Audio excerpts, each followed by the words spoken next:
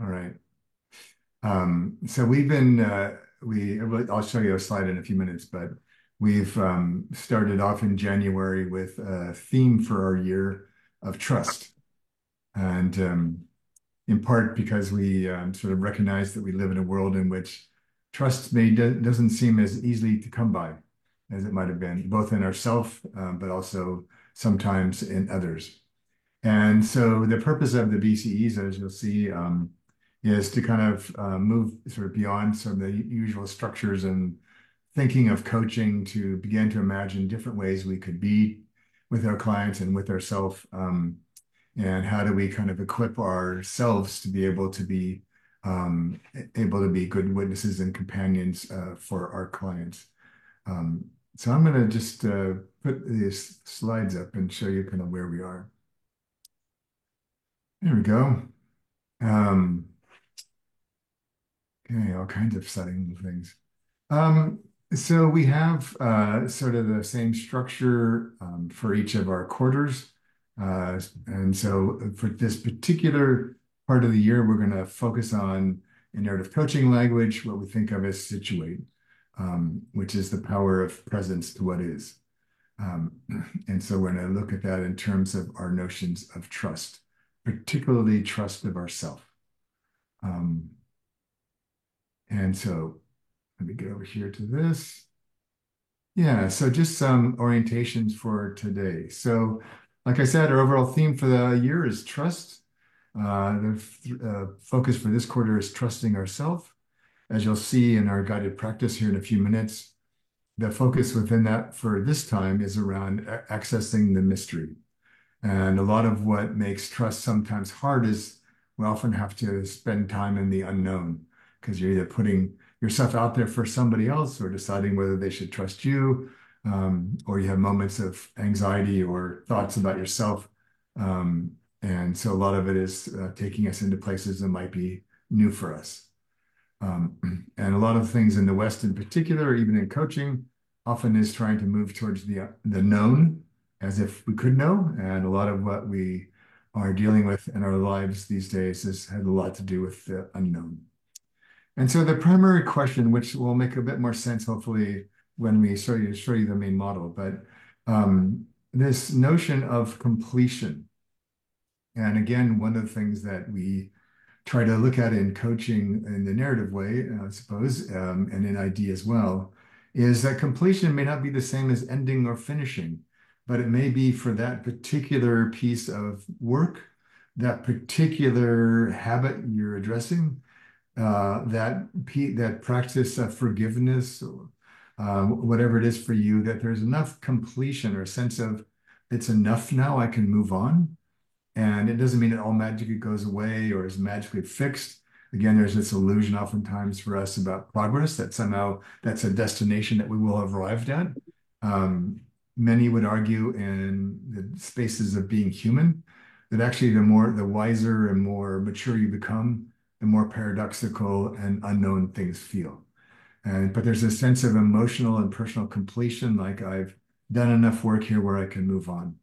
And so we're going to look at that in terms of our model around how do we, where in our life or practice do we need to find a greater sense of completion to allow us to trust ourselves more than we might right now. And so these tend to be pretty experiential programs. We don't do a lot of teaching in them.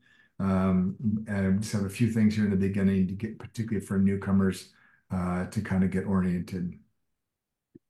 Um, Yeah, and so again, this is a little bit about what the BCEs are about. We are sort of using the water wheel as our theme, this sort of ongoing organic way of generating energy and movement, um, and to see what each of you might discover from your time with us today. So, as we said, they've got a sort of a sub-theme about trust for each of the four quarters of the year.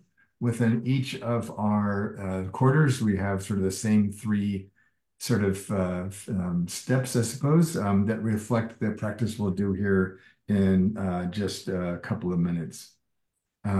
So again, it's a nice way to kind of know what's coming up in the months ahead, but allows us to kind of be in this sort of like the water wheel, this sort of rhythm of kind of moving through some of these topics kind of from start to finish as a way to kind of deepen our understanding of what they might say to us about our life and our coaching practice. Um, so this particular piece here, I love this photo. I admire greatly this woman can do this. I would fall over myself, but I admire that. And this sort of sense of poise and balance. And so the frame that we bring to this and a lot of our work now is this moment you're in is your curriculum. And so it's all about awareness and attention about what we're being asked to learn or could learn in a moment if we allowed ourselves to be ready for that. And so rather than you sort of in the course of the practices today and the experience being up in your head trying to think about what does this mean for me and what should I do with that and what do I think about this, just to notice what's arising around you and in you as you move through the practices and conversations with your peers and let those moments speak to you. What's it a curriculum for? How can it support you where you feel ready to address whatever feels important to you and reveal to you kind of what's available and what's possible in this space. So in a couple of minutes, we're going to just walk you through sort of a guided practice. It's what we do to kind of generate the experiences and the sort of information, I suppose, for you to do some then conversations with your some peers. And the purpose of this is to be able to allow you to find more of your own experience of yourself and how you there are stories you tell yourself and how you approach your practice. And so I like to sort of dive in. So this is just as a place of getting yourself to be with something that you're going to bring into the practice. We started, so it's going to be about observing yourself, caring for yourself, speaking for yourself. We're not here to train you in this per se, but give you an invitation to experience. When we met in January, we started this sort of whole year about trusting ourselves in particular. And we started by focusing on experiences of betrayal, those times when we came to doubt our trust in ourselves or trust in others, or where that trust was breached. And we did that because it's the easiest way and fastest way in some ways to surface your values and attachments and beliefs about trust. And so one of the things we're going to focus on today, which you'll see in the graphic in a minute, but is this notion of oftentimes when we don't feel like we're trusting ourselves or the trust we have is broken, it's like a mirror has all of a sudden been shattered and there's all these little shards of mirror everywhere. And anything that's been challenging for us or maybe even traumatic, there's this desire to kind of quickly put the mirror back together to kind of see things again. But it's often can be quite difficult, particularly around issues like lack of trust or betrayal. And so one of the things that we're going to focus on today is this notion of completion. So it's not about, I magically feel better now, the betrayal is behind me, and everything's wonderful. That's not what we're after. The completion is, I can now see more of the truth of this for me, or I can see this piece about what I've gained from this, or I can see what part of this was about me and not about the other person. I can see some things I would like to do differently going forward, et cetera, et cetera, et cetera. So we're going to give you just an opportunity through this practice to begin to to look at as you think about, it may or may not be betrayal for you, but something that may be present in your life that you're finding challenging or difficult or confusing or upsetting or mysterious, that you're having a hard time kind of getting your head around, and it's maybe leading to a bit of doubt around trust. And so part of that is in this sort of phase of working around trust is allowing things to just be. And oftentimes in our rush for things to be restored or fixed or move on, we don't actually see what they actually are because we want it to go away or we want it to be better. We want it to be different. And a lot of what's going to bring us that sense of wholeness and restoration again is often a mystery to us. And when we begin, like, oh, I thought I trusted this person. how did I miss the fact that maybe they weren't as trustworthy as I thought, or what caused them to be not trusting in this particular instance, or what did I miss and not see that was there all along? And so part of this is allowing ourselves to settle into the mystery of how things are the way they are, and to learn how to be with what is, not because we necessarily like it or want it or would wish for it, but it is what is. Um, and oftentimes we sort of approach some of these situations because we want so much for things to be different. It's like, it's like walking outside in winter on a rainy day in your bathing suit and then complaining that it's cold. And so a lot of what we're after is to try to find ways to allow ourselves to just be with things as part of seeing them for what they are, breathing with them, curating. What can I draw from this that might get me closer to the mystery of all this that might benefit me in the long run and help me restore a deeper trust in myself? Um, so before we sort of start into the guided practice for ourselves, I'm just curious if anything so far is bringing up anything for you that you'd like to share or ask about. And Karen, everything's working on your side sound-wise now? Can you hear me? I can. You're Are you echoing, hearing the but echo? Yeah. that's the nature of phones and I'm Zoom. just going to be on mute and we'll use hand signals. That sounds good. So I'll let you pick up anything that comes in the chat box. But I just wanted to see from anybody else if there's anything you'd like to share or ask.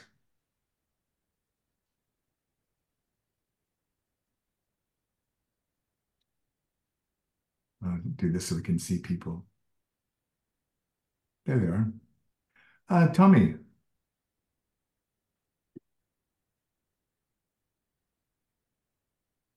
Um, Thank you, David. It is most timely because I've been doing some work with the Enneagram Okay. recently, and I'm so aware of how hard it has been for me to trust life even, and Wow. that comes out of my growing up experience, and the cost of not being able to trust myself or trust life has Hmm. been significant. Hmm. And I suspect that it's going to be increasingly challenging to trust life in the bigger sense, given the state that we're in internationally. Mhm. So this is major stuff. Yeah. And I think one of the cure, so thank you for sharing that. I mean, I really appreciate that openness. And I've often started to think too about how much of our issues around trust come from our own autobiography and how much are just a reflection of the world that we live in. Mm. And are we picking up signals and energies that are around us as well that may compound some of our own idiosyncratic issues around trust? Yeah. Yeah. Hmm. Other thoughts? I can feel my resistance. I appreciate your honesty, Jana. Um, yeah. Mhm. As some of you know on the call, I lived in Australia for 3 or 4 years and had the experience of going through what turned out to be an extraordinarily difficult divorce in that time, and at the same time had the biggest betrayal of my business life for my entire career at the same time. And so I had two separate groups of shards of glass or mirror to kind of deal with. And part of where this whole thing came from all those years ago now, 10 years ago, was just noticing what strategies seemed to be effective for me to move through that time and what strategies were less effective. And I started to realize that one of my gifts to myself when the bigger picture became quite daunting was just look around and say, is there a shard of glass I can look into today? And bit by bit, the shards start to reveal more things. They start to cohere some, and you start to be able to form stories and find your way through. But yeah, anybody else want to share anything that's coming up for them? Okay. All right, I'm gonna put the slides back. And well, just for those who like to see things.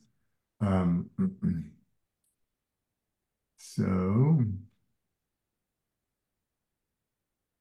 it's a funny technology day. Um, And David Pear has a question. You oh, can look at the chat. in the chat. Okay, I can do that. Um, 9 new messages. Let's go find these. Here they are. Is the unified mirror an illusion? Oh, there you go. And of course, it's from Per. Great question. Um, well, that's another day's conversation. I think it's part of it is just for me. There's so much focus in our professional lives around doing things. And what I've started to observe about myself and a lot of our participants over the years is that our biggest barrier is not doing things, it's that we don't even see a lot of what's actually there. And so for me, the first step for a lot of this is actually allowing ourselves to see and be with what feels true for us. And I would argue that there's not one universal perfect truth that everybody should share or see. You have 4 people in an experience, they have 4 different experiences. But there is a sense of unity for us, or sense making, or meaning making, that allows some of these sort of fractured pieces to kind of begin to cohere. And a lot of things that happen to us that are difficult don't are not experienced by our brain and our body as a unified whole, and they're not. We don't narrate them the way we do other things because our body has to kind of defend herself a bit. And so by being able to encounter this in pieces, sometimes it's a really wonderful way to begin to find places of strength, places of resource, where we can begin to see more of the whole picture. And there's never going to be a perfect whole picture that doesn't really exist. Um, yes, and sometimes the things that we think we're seeing are not actually there at all. They're actually projections from us or our imaginations. And then we start to putting those two together, we start to see the illusions that we were bringing. And so often what we may perceive as a breach of trust was actually a breach of our illusion. Um, and so part of it, when we can see more clearly and hold that mirror up closer, we start to see things probably more truthfully or accurately for ourselves. And it may be that 2 people had very different understandings of what something meant or what a promise involved. And so it wasn't like the other party broke trust. They were just operating from different stories. Um, yeah, and so again, there's no idealized destination for this practice we're about to do. It's mostly just to see for you, as Tommy was sharing, for you on the journey that you're on today, um, what is it that you might want to pay attention to that might bring you a greater sense of trust? Um, yeah, and it's not as saying, yes, even parts of ourselves have their own issues and perspectives and stories. Um, I was at dinner with 3 men that I'm part of a men's group with, and we were sharing last night that when we get together again, we're going to bring um, photos of ourselves when we were young boys and be in dialogue with those young boys about what they think about how our lives turned out and who we are now. And did we leave out anything that was important to them back then that they never got to express? All of it's just the mystery of the things that are true and are present, but we often may not see them. Um, all right, so I'd like to see if I can get my, there it is. Okay. All right, so this is just our process. It mirrors the narrative coaching framework. It uses your breath. It's not a breathing practice per se, although it involves the breath. The breath just helps us hopefully access more of ourself. This particular version, because of the topic for this year around trust, starts up at the top, not on the left, because sometimes we need to resource ourselves to be able to face things that were hard for us or are hard for us. Sometimes takes extra energy and extra resourcing. So we're going to do that as part of our practice. So what I'm going to do is, you don't have to watch this. In fact, it would be easier for if you didn't. And I'm going to invite you in a minute to close your eyes, and I'm just going to talk you through this um, and to see what emerges for you. And we're going to really focus on the piece at the bottom. That would be our emphasis for the practice for today. The rest is just getting us ready for that and then seeing what that might mean. Okay, so if you wouldn't mind just getting comfortable wherever you're sitting, if that's what you're doing, and close your eyes. Um, you don't need to breathe in any special way for this. There are some moments where we'll ask a couple of things of you, but otherwise just relax and be here now.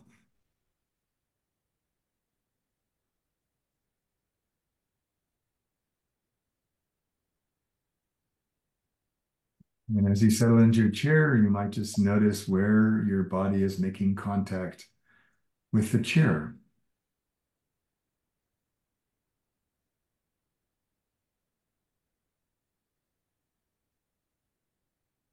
Are you allowing yourself to be held by the chair? And if not, maybe you could relax a bit more into where you're sitting.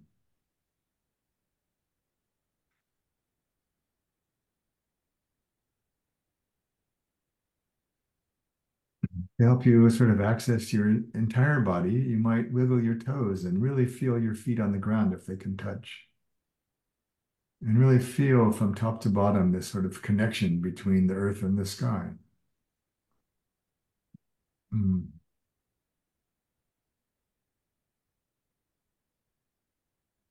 Mm. And as you continue to relax into this space and to resource yourself, I'd like you to think about a time in your life when you felt completely at peace.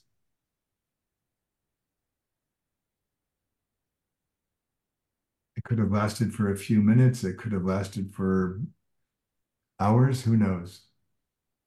But a time in your life where everything was just as it should be, and it was beautiful, it was peaceful, graceful, whatever word matches your experience, but that there was a tremendous sense of peace and ease.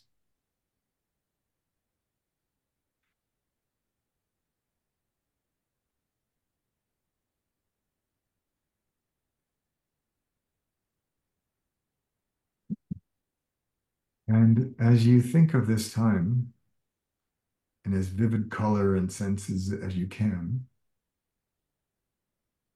what did it offer you? What can you bring to this moment from that time that might help you as you attend to something that might have been less graceful or easeful or peaceful?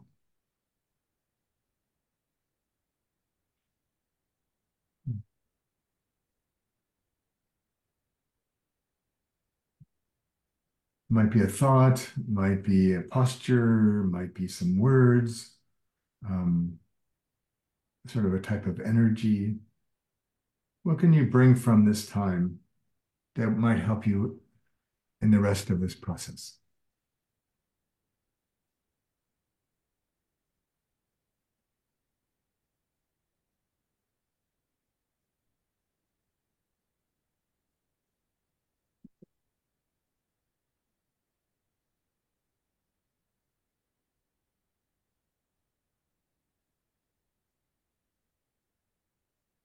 And you might feel this in your body. You might see it maybe as an object or a set of words on your desk, and whatever works for you to bring this into the rest of the practice.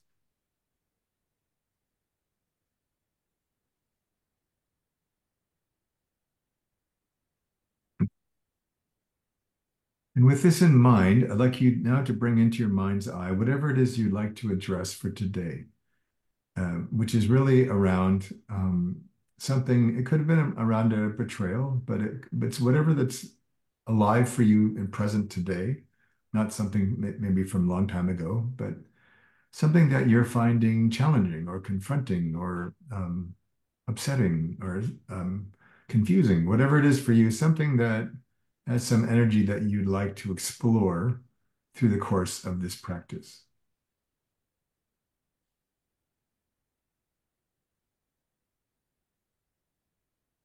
And as you bring this into your mind's eye, see if you notice any changes in your body. Is it doing something differently now than it was a minute ago before you were thinking about this? And so the first invitation, oftentimes when we're thinking of such things, we often hold our breath, or sometimes we hyperventilate, or we do various things. But as you think about this now, and we get started, what are you being asked to let go of in this particular story or experience you're reflecting on at the moment? And one of the ways to notice that might be to just pay some extra attention to your exhale. Maybe you come to realize you've been holding your breath about this, or maybe there's tension in your chest around this, or your throat feels more constricted. But what are you noticing? And the easiest way to notice that is to breathe out, which then causes your body to kind of relax and get ready to breathe back in. But maybe there's a letting go here that might be the beginning of addressing whatever's present for you now.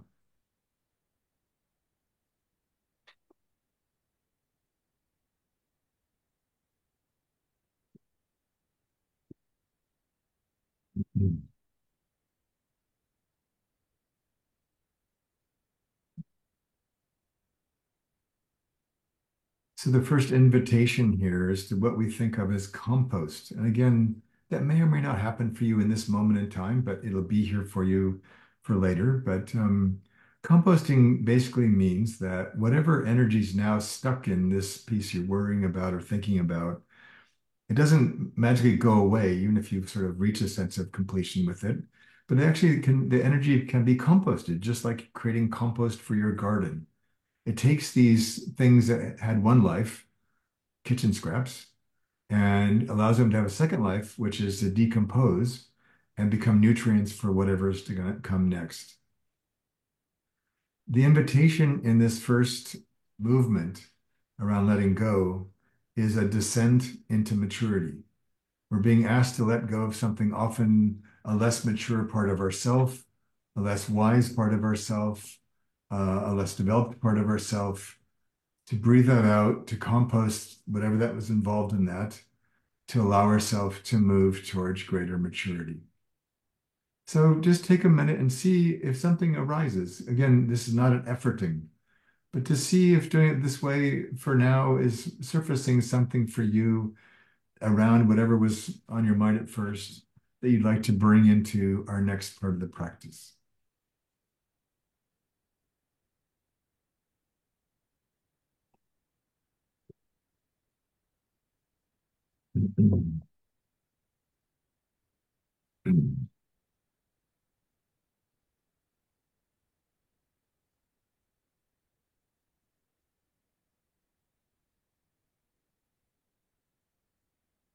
So as part of our descent into things that maybe are more internal to us or more sacred, the next invitation is to let be. This is where I want to focus our time for today. There is a rush often to when we uncover uncomfortable things or when we're faced with certain things, we want to solve them and move on. And sometimes that's all that's necessary. But sometimes these experiences we have where we come to doubt ourselves needing are more of our attention. So we can't just like fix it or make it go away. We could, but then it comes right back. So part of this is, can we let be what is? Oftentimes, a lot of the suffering we bring into ourselves is because we're fighting reality or trying to fight what is. So letting be doesn't mean that we have to like it, accept it, want it, need it. It just means it is. And so this is when we come to start breathing with the experiences that we're having. Hence the value of looking into a smaller piece of mirror than as trying to see the whole thing, which could be too much. And we're curating, like, what am I being asked to draw out of this? What am I being asked to strengthen in myself, see in myself, develop in myself, that I might help me discern what I'm can bring from this encounter I'm having. And the part that makes this challenging is that we can't see this going in. Those of you who have studied narrative coaching with me know why we don't set goals, because when you're in the beginning of a coaching conversation, you have no access to the mystery. So why am I going to spend time asking you what you think you want? Because you don't even know yet, for the most part. Even if you know what you want to talk about, what you're actually being asked to look at or do is unknown to us. So when we can access the mystery, then starting to create things for us to go do make way more sense. But for now, what in all of this that you're thinking about right now might benefit from some breathing with? What are you being asked to just let be long enough to see it for what it is and what it might offer you? And this is where allowing ourselves to be open to the surprise of mystery will be really helpful.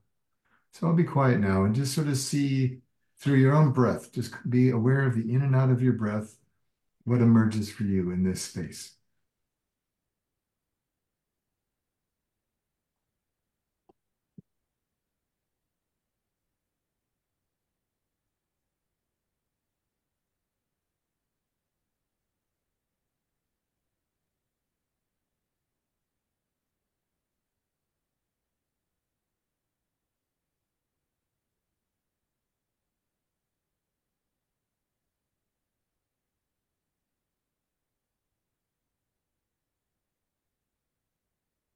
All right. As we begin to wrap this part up, I wanted to say one more thing about curate. So um, the value of compost is to free up energy to do the work we're doing in this phase. It's not to drag the compost with us.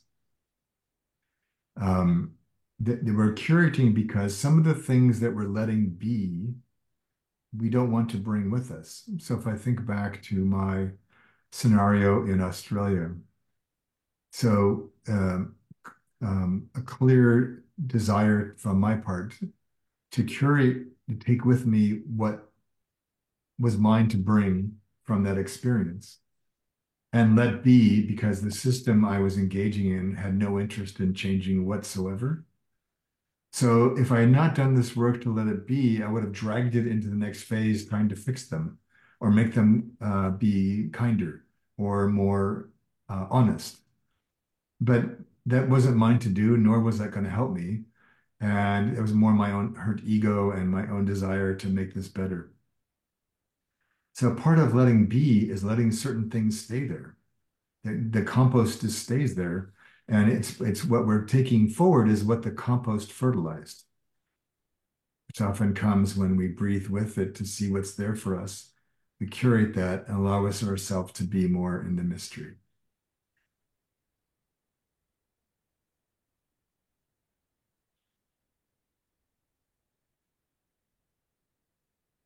So I'd like to just briefly take us through the next two so we can keep most of our focus on what you experienced in this one we just did. But going from here, we start to see what comes into our consciousness, what comes into our being, what comes into our realm of possibility because we've done these first two pieces of work.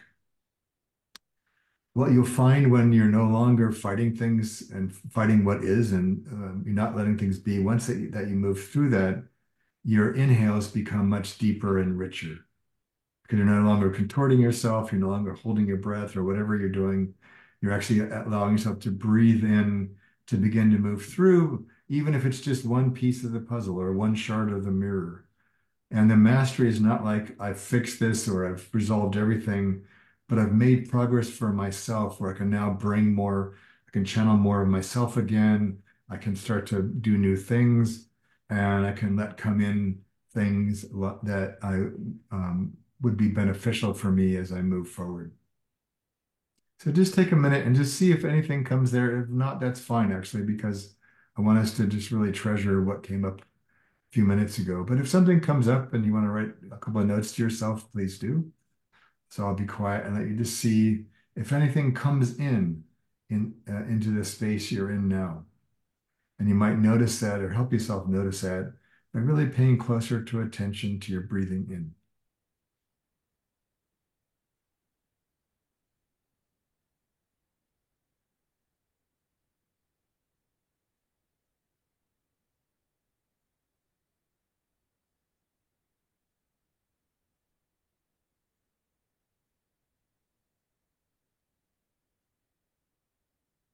All right, and then our last piece here is coming back around to the top.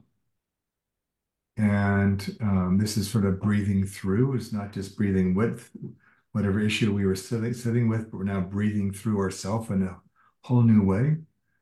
We're able to kind of create a memory about this experience, maybe a reforming of the memory you had that you were starting with. And the release is really around letting flow. What might have been stuckness for you before, or you were still trying to fix something that couldn't be fixed, or um, you let that go. And so this is where the value of completion comes in. Again, it doesn't make this magically all better. It doesn't fix everything or solve the whole problem. It just means I'm now complete with this piece of the puzzle, and I can just let it be now because I've resolved enough where I'm ready to move on. And so again, the rebuilding and the building of trust is often a series of rotations around this circle. As we try out things, we process our experiences, we strengthen ourselves. Um, so we'll just have one more like minute of silence and just sort of see what comes up for you as we complete the process, and if there's a deeper sense of flow in yourself or completion that you feel now.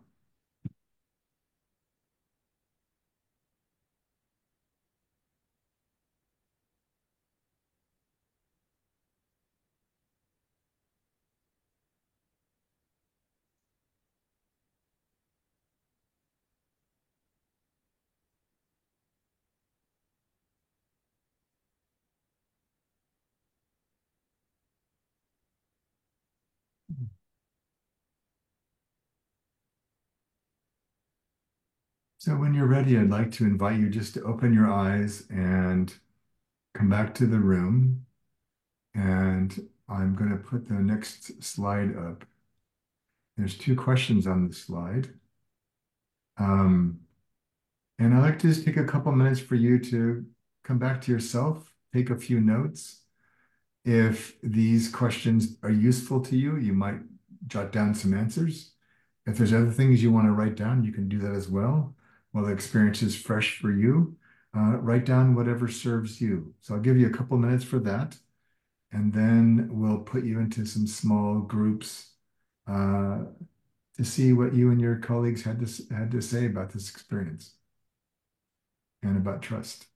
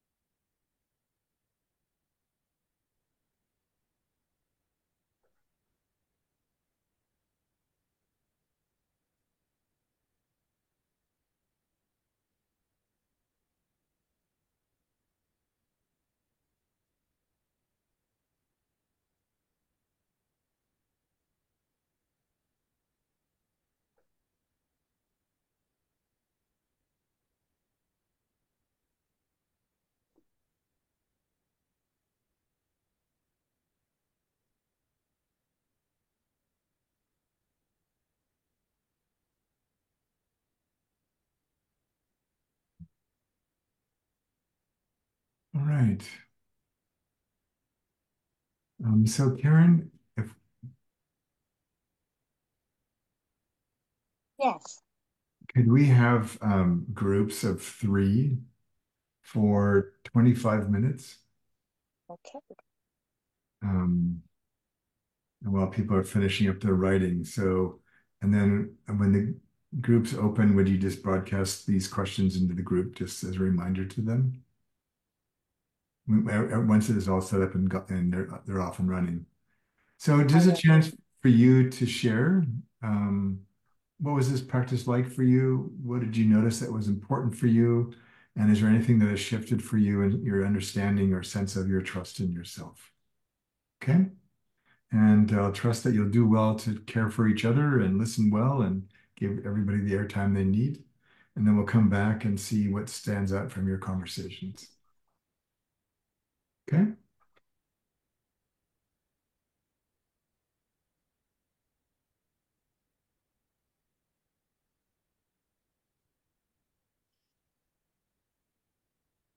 Mm,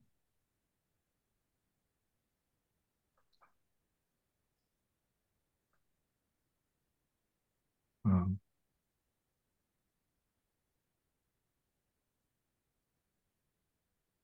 Am I the only one that hasn't been paired up?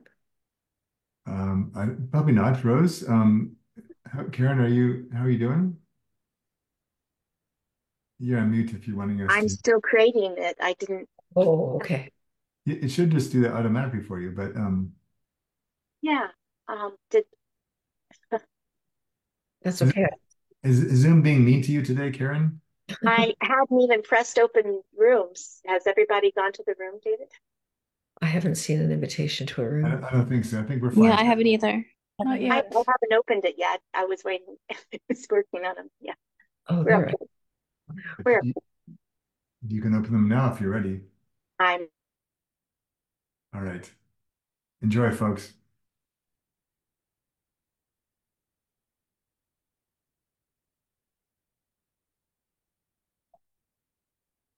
Hmm.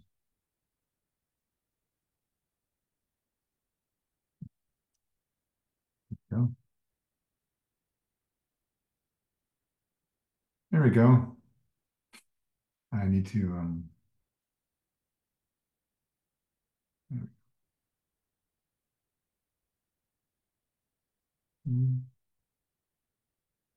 there we go. All right. So welcome back. There are no more slides. If you're feeling withdrawal, I can put some slides up, but for now, let's just keep them down. And I'm just really curious to hear, give you an opportunity to share what emerged for you Oh, in your what time? conversations. Mm. I can share. I have to be very honest with you, David, and say that this was an extraordinary exercise to do because I arrived at a place where I could really feel and get a different somatic experience as to what it means to breathe through something. And Mm. with that, have a sense of relief, almost like an unclenching of a Mm. fist of Mm. something that was frozen. And through this breathing, actually bring in some more vitality Mm. and kind of a melting into it that still reverberates. Ah. Just extraordinary, Mm. completely unexpected. So thank you for that. Yes, that's the joy of the mystery that these things happen and we go, wow, where did that come from? Yeah. Yeah, well, I'm happy for you, Christopher. Hmm.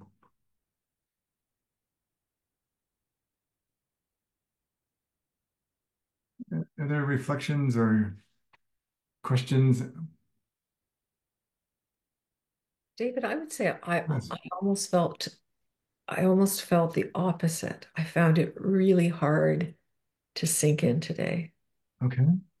It was, and I think it's actually a reflection of um, this fragmented mind that is Hmm. searching for distractions as soon as I start to hit those parts that are Hmm. really challenging and scary. Hmm. Um, so I became quite restless Hmm. and tense.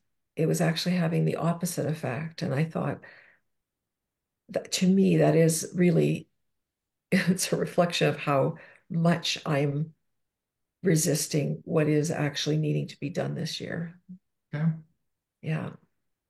So that was important in and of itself. Yeah. So, yeah, I mean, again, the mystery for me is reveals if we look to help us see what we need to see. Mhm. It's in some ways the same as Christopher's experience in that it's revealing what you most need. It just doesn't feel as pleasant, maybe. Yeah.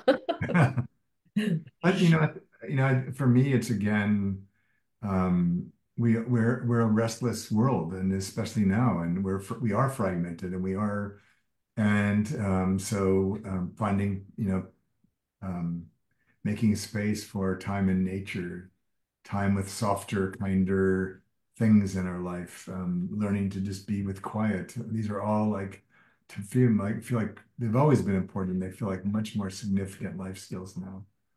And if our clients can't be with certain things, they can't do anything about them. So Thank you. thank you for sharing, Rose. I appreciate that. Yeah, thanks for your reflections too. Yeah. Hmm.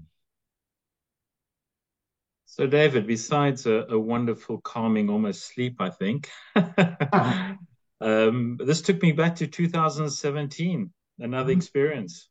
Really? Um, yeah, without going into too much detail, I felt the betrayal I was feeling is betraying myself, Hmm. betraying my body by I've put on a bit of extra weight recently, and in this feeling and experience, I almost went into a state where I envisaged and saw my father, and my father was somebody a bit more corpulent.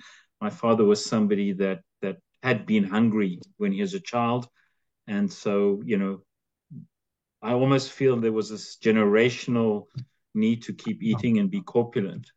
Wow. And what I realized is that in order to be myself, I'm not betraying my father. Hmm. And so I can step out of that body and image and corpulence as much as wink, wink, I step out of the shoes. I was going to say And Frokeline was there for that. She And was. so, well, it's amazing, amazing. Yeah. So Hmm. thank you. I just Oh, needed to be here today. oh, that's wonderful. Wonderful. Brooklyn and Colin were both at a retreat I did in the Netherlands. Well, I've done several of them, but this one was in 2017. Yeah. Mhm. Mm. Yeah. Mm. Are there others who would like to share? So one thing came up for me as I was having this conversation with Christopher and Sigrid. Trusting self has a component of trusting others as well. Mhm. It is like when I let myself be all of myself, it is almost trusting that this water, the universe will hold me. So Mhm. it goes hand in hand for me. Hmm.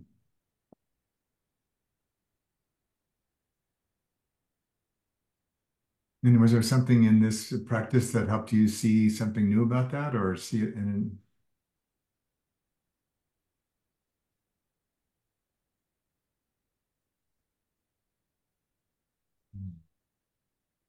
I guess that starting with that memory where everything was good, the couple that came to me, I was like, well, not everything was perfect, but still it was a perfect moment. Mhm. So that led to when I did the breathing and everything, it was like, just be, no matter what's happening Mhm. around me.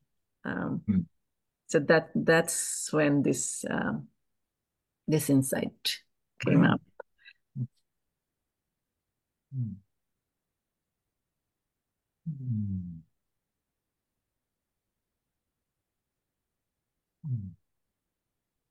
Oh, Lenny. Hi, David and everybody. That was a wonderful exercise for me when I let myself just stop and listen instead of trying to keep up. There was so much rich information and I didn't want to miss anything. Um, what I got to see, I missed the betrayal workshop last month. Is it still available on recording? It is. Great. It'll be up all But I year. listened to what you said about sometimes what we see as a breach of trust is actually a breach of our illusion. That Mhm. hit me really went hard. And when I was getting myself into imagining a betrayal, what I saw was that they were always when I had an expectation of somebody else, especially institutionally where I worked or whatever, that had no basis in an actual conversation or understanding or reality. I Yeah. just made an assumption. And Mhm. that some assumption was typically about that people will stand up for what's right. Mhm. They will stand on their principle values and stand by me when challenged or when we're in a, whatever.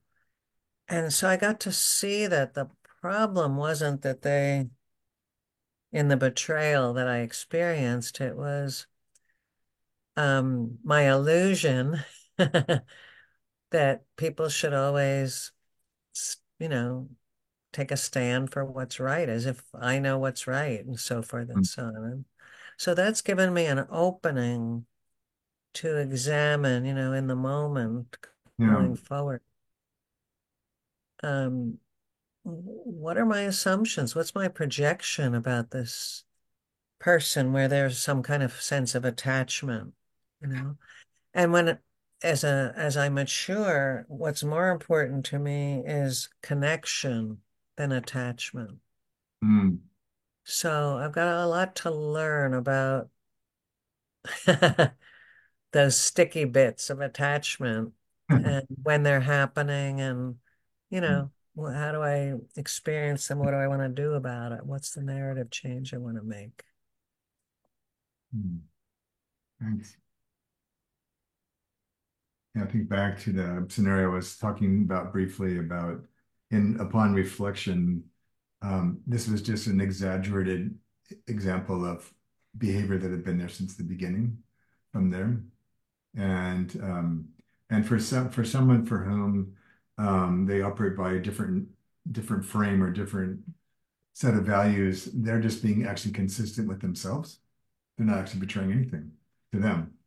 Um, and so, like you, I also realized that in my optimism, I overlooked certain clues all along the way, and yeah, and so it was, yeah. So again, it was the sacrifice of the illusion more than anything else, and so I'm just grateful for the wisdom that I got from that, and the choices I made in its aftermath.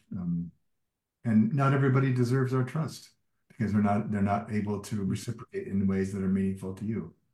That's fine. Just don't spend time with them when you can. Yeah. So, mm, mm. Anyone else feel like they've got something they want to share?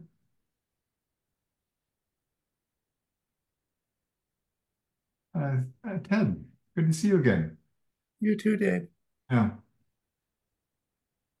I'm always amazed, and I appreciated the exercise of the power in my own breath, of Hmm. the way that uh, what I was saying to Tim and Rose is that there's no fear, there's no doubt. At times, it's beautiful. It's thoughtless. It's just clean and beautiful, and from there I see things. And I was saying that I had a project and I wanted it to be excellent. And the history of trying to be excellent, there's a drag that comes with it of what will it be successful and what will other people think. Hmm. And as the process went on, I could feel an opening that just through coming back home to my own strength, to my own breath and myself, there was a way to let go of that. There was a way to separate out the excellence and the passion of that from the stuff that just wants to hang around and observe and make criticisms from inside. And by the time it was done, it was cleaner. So that's what I was saying to these guys in my group, that the beauty of narrative is that it simplifies. It puts me into a listening mode to myself and to other people, and so it's a sweet moment. Thank you.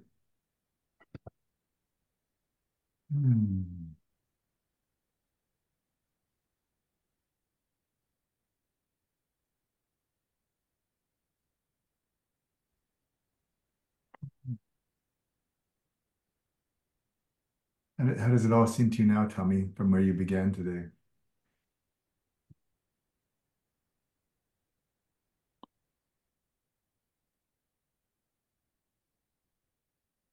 You're on mute if you're going to say something.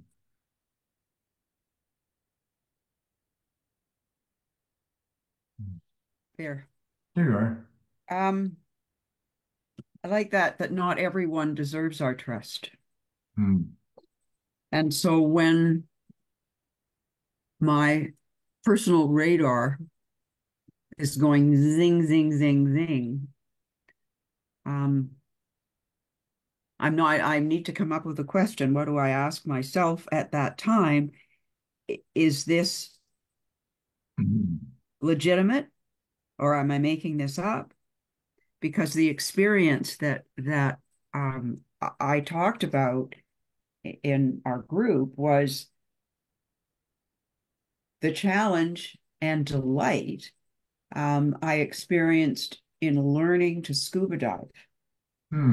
Because I wanted to do this, but I was absolutely terrified of, being in this gear and trusting that I would be able to breathe underwater. Fortunately, I had a really good coach. And once I got it, and it was fabulous. So the question that maybe a question that comes out of that is there somebody outside or somebody inside that I can use as a barometer when the trust issues start to come up? Because I've been told more than once that I need to learn to trust life, but I've also learned the cost of trusting life. So yeah, it's an ongoing question, but it couldn't have come at a better time. Good. Yeah. I mean, I think part of it, as somebody was saying earlier, part of it's noticing where trust and expectations are clashing, or maybe clouding our judgment. Part of it's, I think there's some realism that comes in. Like if we were captured and we were told that we would get out if David could dunk a basketball, we would be in deep trouble. Because I would not trust myself to be able to do that, nor should you trust me to dunk a basketball, because I don't have that ability to jump like that. And so I've also come to find, this is where I find the letting be really helpful, is it removes some of the sense of judgment that I brought on people that I didn't trust because they broke that trust badly. And then I started to think, yes, but in most cases, it's not because they're intentionally bad people or intentionally malicious. They've got other pressures, other values, other needs, other wounds. And so it allows me to just let them be. And I can say, I need to have my radar needs to be more finely attuned around this person right now about this particular thing. But that doesn't mean I have to judge myself or them. It's just, again, a reality of how they're not capable, they're not trustworthy yet in that space for whatever reason. And I might think that reason's valid or not valid. It doesn't really matter. Yeah. And it just, I think being able to discern those pieces faster, but for me, it just starts with letting things be. So the waters kind of settle and I can see more clearly. Mm. Yeah. Thank you. Yeah. Oh, now I'm going to be self-conscious about saying your name because we just talked about that one on the break. So, it's Mila. Mila? No, Mila. Come on, Karen, you got to help me out here. Yeah. I was to anything reasonably close. That's fine. The big M. To dovetail on a couple of other people's comments, one of the things that came up in our group conversation was the idea that just because you're accepting something as is and letting it be doesn't necessarily mean that you have no influence over it.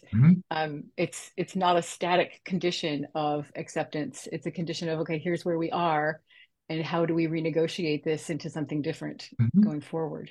Yeah. Great. Well, that feels like a fabulous way to end the call and to bring this to a close. So thank you. Again, when we come back here, we'll for our third session in March, we will be looking at the last two phases in more depth of the breathing cycle and talk more about trusting ourselves.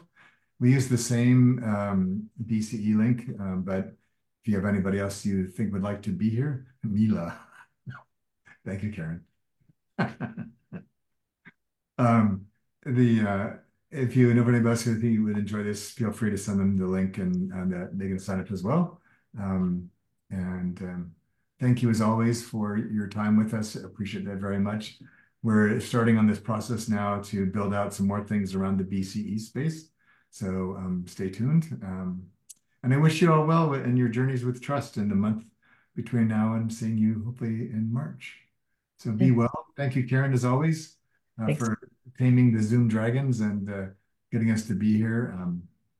Yeah, be well, my friends. Until next time. Thank you, everyone. Thank you, David.